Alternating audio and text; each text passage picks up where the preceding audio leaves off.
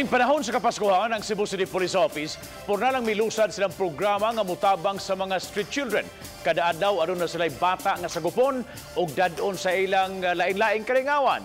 Ato kining siren pinaagi sa report ni Nico Serino. Sagot Kita Kid ang programa nga gilusad sa Cebu City Police Office nining panahon sa Kapaskuhan. Sugod karong adlaw, may piliun sila nga street kid ug hatagan og espesyal nga regalo. Kaganiha, usa ka 9 anyos nga batang babay nga libod suroy ang ilang napilian.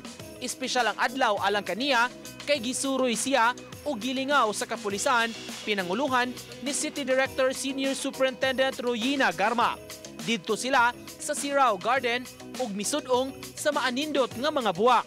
Gisuroy sab siya ni Garma sa mall, gipaduwa sa arcade, gipalitan pa og sanina agi og regalo ug nananaw og sini pagkahuman. Ang kalihukan dalit sa kapulisan sa dakbayan sa mga bata nga nanginahanglan. It's more on the experience. We want to give a gift that the child will not forget. And it will always be nasa puso niya, nasa isipan niya, yung experience niya with our police. Mulungtad og 11 ka adlaw ang Sagot Kita Kid kundi lain-laing police station o units sa CCPO ang mo-adopt sa usa ka bata sulod sa usa ka adlaw. Have snacks and then simbahan. After nan is ibabalik sa family, so we'll give them food. Siguro enough for dinner where they can eat as a family and the child will have the opportunity to share yung experience niya with us. Ang CCPO una nang nilusad og fundraising program alang sa mga kabataan.